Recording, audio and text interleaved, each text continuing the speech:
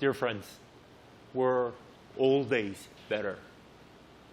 We have this nostalgia, or perhaps this fond memories of the old days. And we have this tendencies to say, I miss those old days of revival. Yeah, those were good old days. Those old days were so much better when it comes to serving God. Those were good old days of church revival. Yeah, the churches were so much more powerful back in those days. Our faith was so much stronger back in those days. Church was on fire back in those days. We have this idealized this picture of how things used to be back in those days. But the question is, really, was it really like that back then?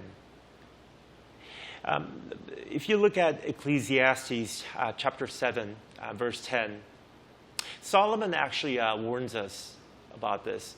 He tells us in Ecclesiastes chapter 7, verse 10, he tells us, "Do not say, why were the old days better than these?"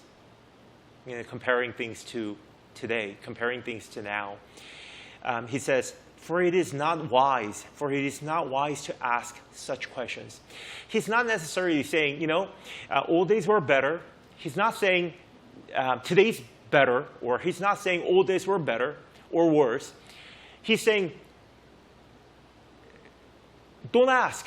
He's saying such a question is not wise. Don't compare. Why? Because you probably don't have that accurate memory of the past. The things you remember of the past is probably very biased. The things you remember from the past are probably not very accurate. You probably remember the good parts, maybe. Something that's more convenient for you, perhaps. Things that you probably have forgotten, the hard parts, difficult parts. You probably have forgotten or even diluted the sinful parts of you. You remember probably the strong parts, the triumphant parts of you. You probably remember the happy moments over the sad moments. You probably remember the success stories instead of the failures you had. So the things that we remember are not very accurate. So for us to really compare today, what we have today, with the things of yesterday, are very unfair. Solomon is telling us, do not say, why were the old days better than today? For it is not wise to ask such questions. But if you look at what's going on today in churches, a lot of times that's exactly what's going on, don't you think? When we pray, we say these kind of prayers. God, let us go back to how things used to be in the old days. Let us go back to the way things used to be pre-COVID. Back in those days, things were on fire. Our faith used to be on fire.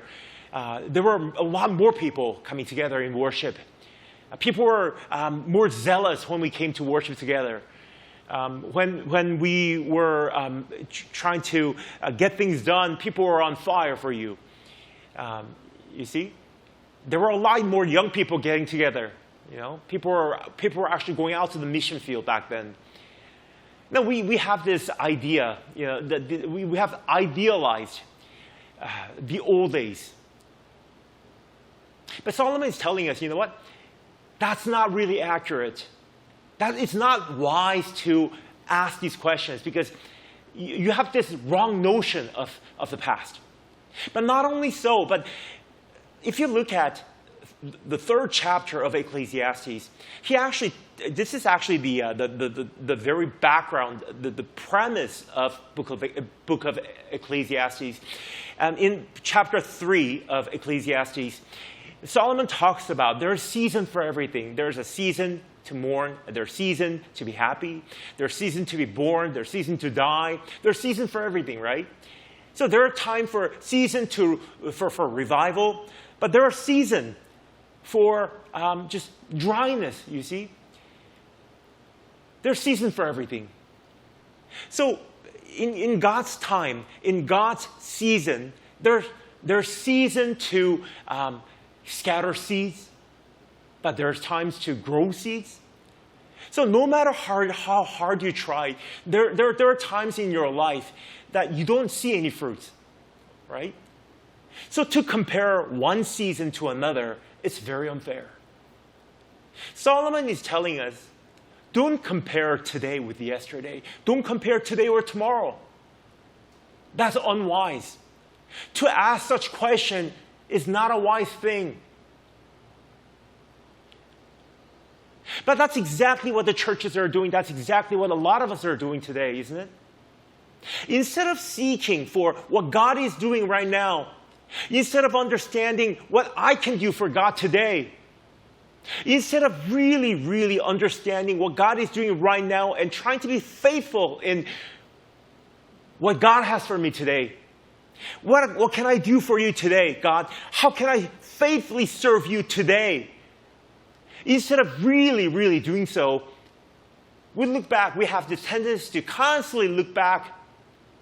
We have idolized what happened yesterday. We have idolized yesterday's success.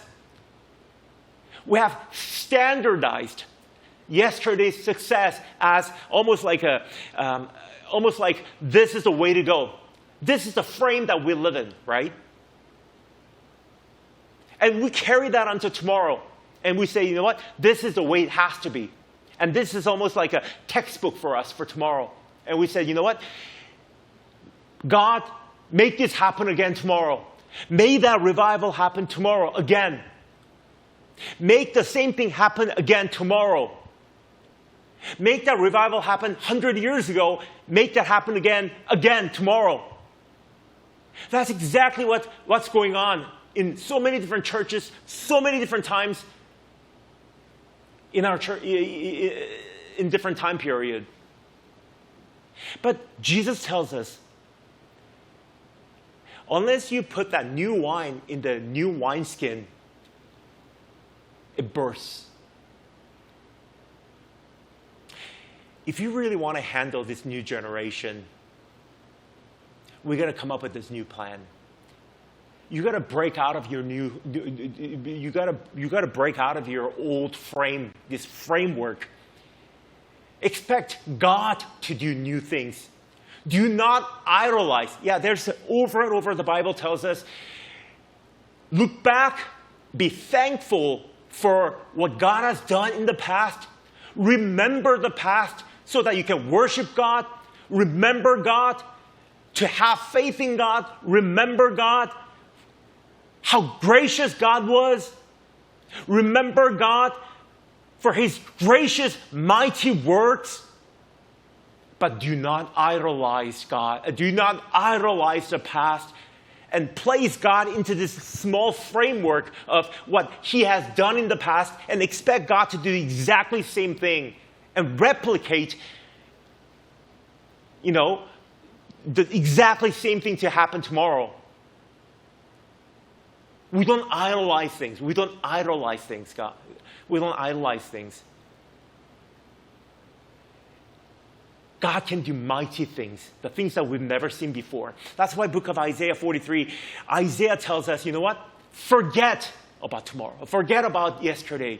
Expect new things. God is about to do new things. New things in this new generation. New things in this new era. Mighty works. We got to be new wineskin to accept this new wine, right? Forget about what happened tomorrow, what happened yesterday. Let us turn ourselves into new wineskin. Break out of this old wineskin. Be ready for new works. Do not compare yesterday's work with what's going on today. Solomon condemns us. He tells us, do not say, why were the old days better than today? For it is not wise to ask such questions. So he's condemning the question. And he's suggesting, ask the right question. So what is the right question? He says, ask the right question. What is the right question? What is God doing today in my life? What is God today now? And how can I submit to it? How can I participate in God's work today?